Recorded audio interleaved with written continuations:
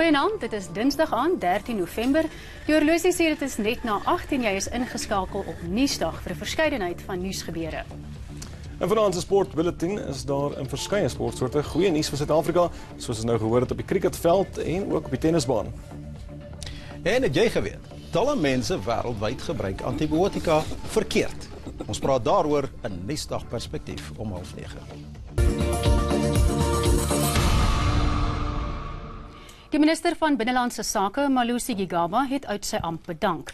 Daar was die afgelope week baie druk op president Cyril Ramaphosa om Gigaba af te dank, maar die minister het herhaaldelik gesê hy sal slegs bedank as die president of die ANC dit van hom verwag. Gigaba is in 2004 as adjunkminister van Binnelandse Sake aangestel. Daarna het hy as minister van openbare ondernemings, minister van finansies en ook minister van Binnelandse Sake in die kabinet van oud-president Jacob Zuma gedien. Oor die afgelope paar maande was daar egter toenemend kritiek teen Gigaba, wat in omstredenheid gedompel was. 'n Eksplisiete video van hom is versprei en het selfs op 'n pornografiese webwerf beland. Dit was soos petrol op die vuur met die hoogste hof in die land wat boonop 'n vroeëre beslissing bekragtig het dat die minister onder eed gelieg het. In Februarie het die Hooggeregshof bevind dat Gigaba gejok het toe hy ontken het dat hy 'n maatskappy van die Oppenheimer-familie toestemming gegee het om 'n private terminaal by die OR Tambo internasionale lughawe te bedryf. Sy aansoek om verlof tot appel is deur die Appelhof en die Konstitusionele Hof verwerp. Boonop het die openbare beskermer, Busisiwe Mqwebane, verlede maand bevind Gigaba het die grondwet en die kabinet se etiese kode oortree en sy het gevolglik aanbeveel dat Ramaphosa dissiplinêr teen Gigaba optree. Gigaba hou egter vol dat hy niks verkeerd gedoen het nie. Hy het wel om verskoning gevra oor die seksvideo wat volgens hom deur kuberkrakers van sy selfoon af gesteel is. Die presidentsie het Gigaba bedank vir sy diens aan die regering en alle Suid-Afrikaners. Die minister van vervoer, Blyden Nzimande, sal in Gigaba se plek waarneem. Die Noord-Gautengse Hooggeregshof het beveel dat die VBS Mutual Bank gelikwideer word. Die Reservebank het die hof genader met die versoek nadat die sogenaamde Great Bank Heist verslag die lig gesien het. In die verslag is bekend gemaak dat minstens 1,9 miljard rand by die VBS geplunder is en dat die sondaars meestal politici is. Die DA het die openbare beskermer versoek om al die burgemeesters wat by die skandaal betrek word te ondersoek. Die DA wil ook hê dat daar leefstyl-audits gedoen word op elke naam wat in die verslag genoem word. Die regter se bevel is onmiddellik van krag. In this matter, an order is granted for the final liquidation of VBS Mutual Bank in terms of the draft order handed up, which I mark X. Die valke gaan ondersoek instel na die wanbesteding van sowat 872 miljoen rand in die Mfuleni munisipaliteit. Die korrupsie het oor 'n tydperk van 4 jaar plaasgevind en daar is nog niemand vervolg vir die wanbesteding nie. Talle betalings is onregmatig en sonder die nodige toestemming gedoen. Die burgemeester van Mfuleni, Jack Kawe, het vandag om verskoning gevra en gesê daar sal opgetree word teen skuldige amptenare. We are coming out publicly, of course with embarrassment. That would have wasted such an amount. Meer as 100 miljoen rand is op die huur van voertuie vir die burgemeester en sy raadslede bestee. 'n Verdere 45 miljoen rand is betaal om 'n voltydse arbeidsregskenner aan te stel wie se taak was om personeellede teen hulle bestuurders te verdedig. Volgens berigte het miljoene rand deur kreatiewe boekhouding en korrupte tenderprosedure verdwyn. Another one was regarding the split orders, where, for example, you want to buy, let's say for the lack of better example, you want to buy a shirt. Instead of buying the whole shirt, you'll buy buttons and you buy the cloth, and then you say that I want the shirt. So you split the order to avoid it from going out on a normal tender process. Maar die Mfuleni munisipaliteit wil 'n oplossing vind. Bo en behalwe die valke ondersoek, sal die munisipaliteit volgende week met tugverhore begin. So we're looking at ourselves. The mayor, the mayoral committee, the committees responsible for oversight. Second, we're looking at the systems within the management. In verwante nuus is 'n interministeriële taakspan vandag in die parlement in Kaapstad aangestel om te verseker dat miljoene Suid-Afrikaners se elektrisiteit aanbly, ondanks munisipaliteite se skuld aan Eskom. Volgens berigte skuld munisipaliteite die kragrees sowat 17 miljard rand. Die regering sê die skuld is 'n nasionale probleem wat 'n invloed op die staat se ekonomie kan hê. Daarom word daar na nuwe maniere gekyk om die skuld in te vorder. Die nuwe benadering kan byvoorbeeld 'n sterk fokus plaas op vooraf betaalde rekeninge. Parlementslede glo egter dat verbruikers nie gestraf mag word nie. Hulle voer aan dat baie van die munisipaliteite wat sukkel om Eskom te betaal, die einste munisipaliteite is wat deur die ouditeur-generaal uitgewys is oor wanbesteding. Oud-president Jacob Zuma het nog nie gevra om sy kant van die saak te stel of aansoek gedoen om getuies te kruisondervra by die kommissie van ondersoek na staatskaping nie.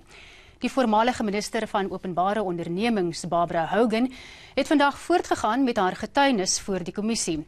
Sy het Zuma van grove wangedrag beskuldig. Die voormalige minister het getuig dat sy herhaaldelik met oud-president Jacob Zuma oor Jacob Maroga van Eskom vergader het. So finally on the Sunday I met with him at lunchtime and he said this is the deal. Die ooreenkoms was dat Maroga sal terugkeer as uitvoerende hoof van Eskom. Maar die raad was onder die indruk dat hy bedank het. Tog het hy in November 2009 na sy pos teruggekeer.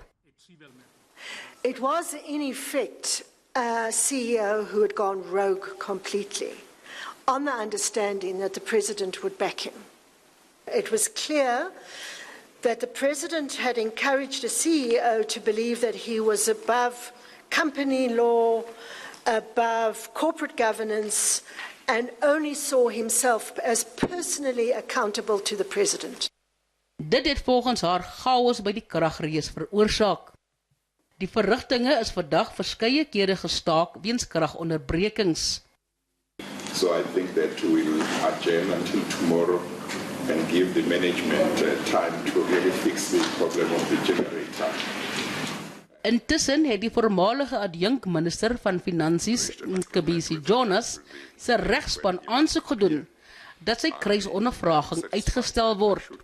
Die voorsitter, regter Zondo, was huiwerig om die versoek toe te staan en het 'n beroep op getuies gedoen om hulself vir die kommissie se datums beskikbaar te stel. Jonas sal nou op 26 November voor die kommissie verskyn. Die Universiteit van Wes-Kaapland het vandag 2 nuwe mediese sentrums in Kaapstad geopen. IWK se fakulteit van Natuurwetenskappe pronk met die nuutste mediese tegnologie wat vroeg volgende jaar deel van die leerplan sal wees. Nuusdag het vandag se verrigtinge bygewoon. Die nuwe rekenaar en wiskundige wetenskappe geboue het sy deure vir die eerste keer geopen en die verrigtinge is deur wetenskaplike kenners en studente bygewoon. Die minister van Hoër Onderwys en Opleiding, Naledi Pandor, het die universiteit se personeel geloof. Die regering het R70 miljoen tot die projek bygedra. What's lovely about the grant is that it's partial public support from the Department of Higher Education and Training with collaboration by the university and donors. So it's a range of partners that come together on fairly big projects. And we're seeing the University of the Western Cape entering a new era. Studente sal vir die eerste keer met virtuele en versterkte werklikheid in die klaskamer te doen kry. That's amazing, huh? Very, very exciting. The presence of digital technologies in our lives, it's a better grasping of artificial intelligence and the value that it can bring to improving people's lives. Professor Tyrone Pretorius, die kanselier van IWK, het aan Nuusdag gesê dat Suid-Afrikaanse tersiêre instellings die vermoë het om die beste op die vasteland te wees. While we embrace the fourth industrial revolution, my sentiment has always been that we shouldn't just be passive recipients of technology, but as spaces of innovation and higher education, we should actually be leading on that. Dit was 'n ou gebou en het nou baie nuwe gedeeltes bygekry en ons is baie trots op al die wonderlike rekenaars, 1000 nuwe rekenaars. So nou is ons die universiteit met die groot labs. Die Universiteit van Wes-Kaapland se kanselier Professor Tyrone Pretorius sê dit is nou die tyd om studente voor te berei vir loopbane wat nog nie bestaan nie. Hy sê studente by die kampus sal voorberei word vir die 4de industriële revolusie. Craig Smith vir Nuusdag in Kaapstad. Kort voor die 2016 munisipale verkiesing het die Nelson Mandela Bay Metro die bestuur van 4 ouetehuise in Port Elizabeth se noordelike gebiede oorgeneem. Daar is toe beloftes gemaak dat verbeterings aangebring sal word, maar daar het min van gekom. Nou wil inwoners weet waarom hulle huur moet betaal as daar vir die huise begroot is. Inwoners van ouetehuise moet 'n huurooreenkoms onderteken wat hulle nie gesien of gelees het nie. Hulle sê nou die Nelson Mandela Bay munisipaliteit moet verantwoording doen vir die miljoene rand wat die afgelope 3 jaar vir die huise begroot is, aangesien daar volgens hulle nie veel opgraderings gedoen is nie. Ek dink is so unfair dat jy kan nie dinge praat nie en jy die lease agreement gesign of gelees nie. Dit is ek baie ontsteld oor. En die tweede ding wat ek oor ontsteld is oor die subsidies. Wat het geword van die subsidies van die homes? Die inwoners kla oor veiligheid, gebrekkige ablusiegeriewe en die algemene instandhouding van die geboue. Omstandighede is nie goed nie. Regtig waar ek praat nou van dat Danny Jordan die ouetehuise, als die ouetehuise oorgegee het aan die munisipaliteit het hulle ons beloof dat ons lewensomstandighede gaan beter wees. Maar op toe date vandag is daar nog niks reg gedoen aan die plekkie. Hulle het hier kom ver van alles en alles. Kyk hoe lyk ons plekkie, kyk hoe lyk die stoepe. Hulle het hier deure kom aansit. Hulle het slotte aangesit. Wat geroes is dit? Roes. Ons klaar oor die badkamer en toilets. 1 blok, 1 badkamer, 1 toilet. Vir 5 mense. Dit behoort nie so te wees. Die munisipaliteit het toegegee dat die begroting vir die huise nie voldoende is nie. Die grootste uitgawe is veiligheid, wat in die vorige boekjaar sowat 3,5 miljoen rand beloop het. In die daaropvolgende boekjaar was die begroting 4 miljoen rand. Die balans is gebruik om toilette en ander geriewe te herstel. Volgens die munisipaliteit is die huise, sowel as die 246 inwoners, 'n groot prioriteit. Die munisipaliteit erken dat die toestande waarin bejaardes leef onaanvaarbaar is. Rosalind Klaasen vir Nuusdag in Port Elizabeth. Nou vir 'n opsomming van internasionale nuusgebeure. Ondersteuners van die skepper van talle gewilde strokieshelde soos Captain America, Spider-Man en Black Panther het hulde aan hom gebring by sy ster op die Hollywood Walk of Fame. Stan Lee is gister in die ouderdom van 95 jaar dood. Talle Hollywood-sterre het ook sedert nuus oor sy afsterwe bekend geword het, hulde aan die skepper van die Marvel-wêreld gebring. In Frankryk was daar verskeie amptelike plegtighede om die aanvalle op die Bataclan konsertsaal in Parys te gedenk. 130 mense is in die aanvalle deur die Islamitiese staat dood. Talle hooggeplaaste amptenare het die plegtighede bygewoon. In Amerika het reddingswerkers nog 13 liggame in die puin na die veldbrande in Kalifornië gevind.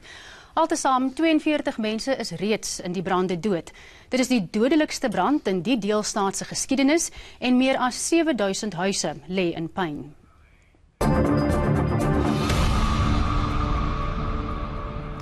Ons kyk vanaand na 'n paar foto's van ons Facebook-volgelinge af. Jy kan ook foto's stuur na info@nuusdag.co.za. So 'n bietjie raad vir jou as jy vir ons foto's van natuurverskynsels en mooi omgewings aanstuur. Neem die foto's asseblief in landskapformaat en as jy nie seker is wat dit beteken nie, dit beteken jy moet jou selfoon op sy draai as jy die foto neem. Nigel en Ruwaida is gaande oor 'n mooi sonsondergang. So lyk dit as die son sy laaste strale vir die dag oor Bonnievale in die Wes-Kaap skyn. Annelie Kotse het verlede maand die interessante wolke afgeneem. Sy het dit in Uitenhage in die Oos-Kaap opgemerk. Teresa Kotnie het die pragtige dag by Genobi Point in die Oos-Kaap vasgelê en vir Nuusdag aangestuur.